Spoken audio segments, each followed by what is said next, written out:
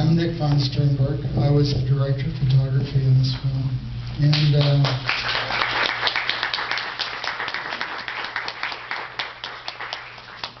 one of the things that I remember particularly was that we got 2 weeks of prep on this film, and David and I were able to go through and plan every shot that was in the film.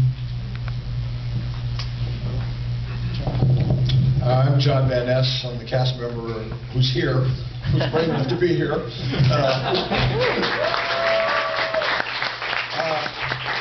I played Jerry, and this was my first film. It was everybody's first film in terms of the cast, except for Chuck Connors, who was well into his career and pretty crazy to work with. How did you guys relate to Chuck? It was really difficult. He would come up behind you and say, "Ah!" He scared everybody. He had a giant head. And all of a sudden, he'd turn around and he'd say, "You want to come in the trailer and have something, mess around or something?" And you'd say, "Well, no," and we were all so nervous. He had such a giant head. He was such a giant guy. I was sure he was going to eat me. It was my first film. I thought, this is what movies are about. I did 2 films with Chuck, and I really enjoyed working with him. Yeah, well, I enjoyed it. It kept you on your toes. He's the only guy that had the same size hat I wore. That's messed up. So it was a struggle all the way through because we had a short budget and short time. We were shooting the interiors in this old house on Hollywood Boulevard, which was owned by some old movie actor.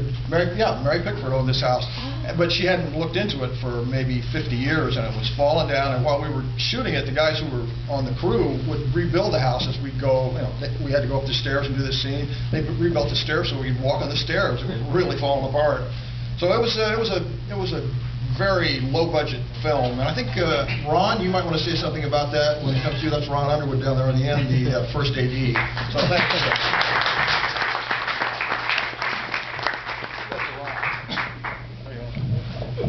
Well, again, Ron, you gotta come closer. No. Got it? Okay. One memory I have of the film is that because we were doing this for a producer who was sometimes didn't come forward with the money. The crew revolted at the end of the first week and said they weren't coming back to work if their check didn't actually clear the next time. And so I put on the call sheet 10 a.m. City National Bank as the call time for Monday morning. Everybody was there. Yeah. Courtney. I'm Courtney Gooden, the production sound mixer. Yeah, it was a harrowing experience, and a lot of creepy locations and creepy mannequins, and I'd like to mention Robert A. Burns, who was the art director, who was no longer here. He, in Schmollers' twisted mind, came up with a lot of the masks and the mannequins and the overall weirdness of the set decoration, art decoration. And I do remember Chuck Connors, one of his favorite gags was he'd be in his, as you'll see in the film, he wore about 2-inch high heeled boots, and he's about 6'6". And then on top of that he had this blonde page boy wig on and a little Cupid doll mask and a top hat. And he'd come up to me, and I'd be standing there, and he'd come up to me and come right up to my face and go, "Are you pissed off at me? I think you're pissed off at me. I can tell you're pissed off at me." And that was his little joke. And I'd have to go, no, Chuck, no, you're my favorite actor. No, I wasn't pissed off at you. But that was how he'd get in the face. I'll add it to Ted Nicolau, who was the editor on the film. Thanks. So this was all of our first experience with legendary producer Charlie Band. I'm sure a lot of you have seen many of his films and gone on to greater infamy than this film.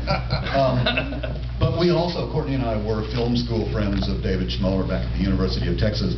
So if anybody wants to stick around after the movie, if you're not too pissed off at us or anything like that, we can tell you some more stories, but you should watch the movie now. Give everybody a big round of applause for coming out.